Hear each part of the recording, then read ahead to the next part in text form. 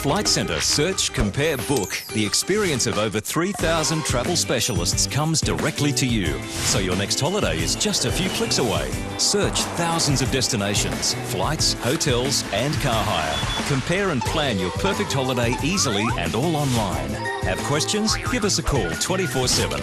Flight Centre. Search, compare, book, visit or call. Check out flightcentre.com.au. Welcome to this feature game presentation from FBTV. I'm Darren Lutton. It's round 11 of the Flight Centre Premier League and we're at Whites Hill for the top of the table clash between Holland Park Hawks and Rochedale Rovers. It's second versus fourth on the table, so this game is going to be crucial to both sides' chances of maintaining their spot in the top four.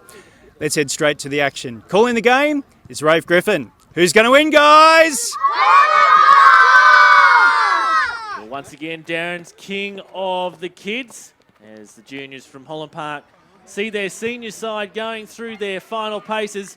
And a keen observer is Rochedale coach Scott McNichol of his side's last-minute preparations. Here's how the two teams line up for this round 11 Flight Centre Premier League. The recent arrival at Holland Park's Paul Swithenbank is included in the starting 11, while Jose Mojica Rodriguez has forced his way into Rochedale Rovers' starting side. Jason Crowe is the referee for this one, assisted by Nick Fawcett and Jake Beath, the two captains there. Scott Sargent and Dan Smith getting together for the coin toss. It'll be Rochedale to get us underway in this first half.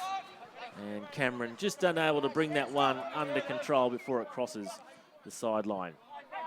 So possession won there by the Hawks, and Smith launches it down the left-hand side. On here for Madley, who goes down under the challenge there of Nagata. Referee Jason Crowe keeps the whistle by his side, and perhaps there was a trailing foot there from Nagata, and Madley might have had a case there. Cleared away by Gore. Straight to Roper though, and Cheshire has conceded the free kick. Roper not happy with that effort there from Greg Cheshire. So free kick here to Dan Smith here for the Hawks, and Rochedale have elected to play that one out for a corner. So Smith with the corner from the opposite side. Puts it in towards the near post, and it's steered in by Andy McCaskill. And Holland Park have taken a 1-0 lead in the 15 minutes. Smith, ball into the near post, finds McCaskill, who guides it in to the back of the net, and we'll get a good look at it from behind here on the in-goal replay.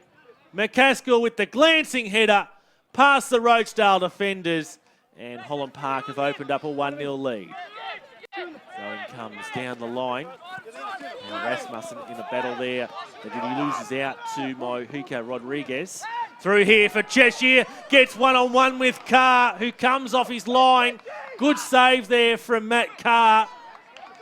Holland Park players blowing up about a potential offside, but from that angle, looked as though Cheshire was behind Woodward when the ball was played through. But Matt Carr saves the day.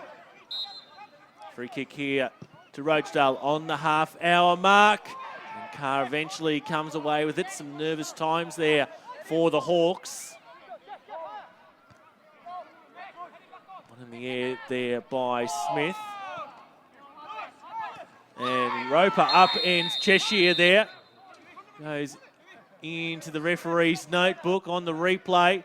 Oh, Sam Roper launches himself and then looked to pull out of it there at the last minute.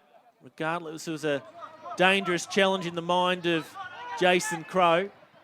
So Rochedale trying to find an equaliser here in the lead up to half-time. Shouts of handball not given. Rochedale try to keep this one alive. And the assistant's flags up for offsides. That ends that phase. So let's take a look at it. Shizuno puts the ball in.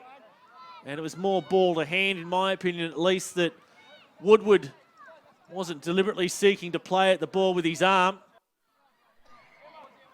So into the second half, and Holland Park have taken their 1-0 lead into the break. Now they have a free kick here, Rasmussen.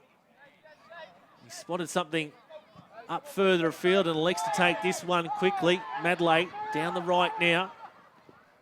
Tries to win his way through the Rochedale defence. Manages to get a cross off. And now referee Jason Crowe has pointed to the penalty spot. Scott Sargent deemed to be the offender. And on the replay, Jason Crowe picks out a push there. So Holland Park now with a golden opportunity to double their advantage here from the penalty spot. Dan Smith steps up to take it. Wrong foot Brandon Cumineo. And Holland Park have indeed skipped out now to a 2-0 lead shortly after the halftime break. Free kick here to the Hawks as they continue to pile on the pressure. Roper heads on in the direction of Madley, who's faced with his back to goal.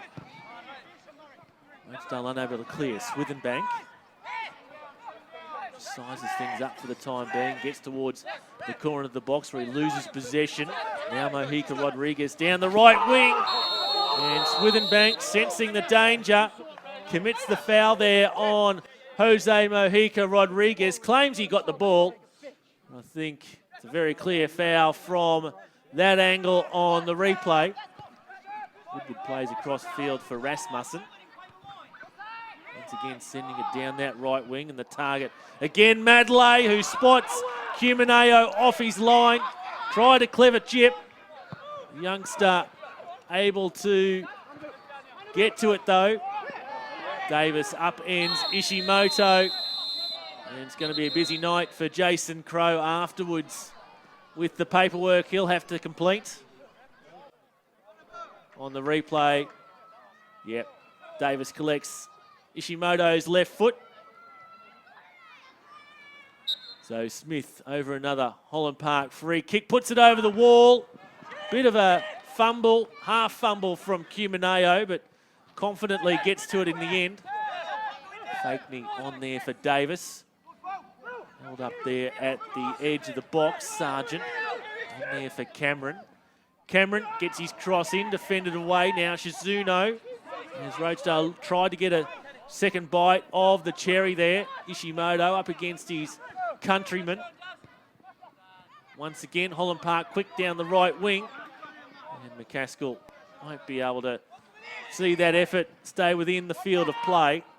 So just under 15 minutes to play here for Rochedale to get back into this match, and they'll have a good opportunity to do so here from a free kick just outside the box. Lewis Cameron to take it. Tries to blast it through the wall. The wall remains resolute though. Second chance here for Rochedale. In the direction there of Nagata. And looks to be in an offside position, caught out by the assistant. So into stoppage time now. Time perhaps for Rochedale to find a consolation. Cameron trying his best to do so. Once again, the Hawks' defence is stout there at the back. Comes wider on the left. Ball delivered into the box. Cheshire couldn't quite get enough on that, and the ball sails across the goal line. Jason Crowe blows the full-time whistle, and goals to Andy McCaskill and Dan Smith has given Holland Park another victory for them to remain second. They're 2-0 winners against Rochedale.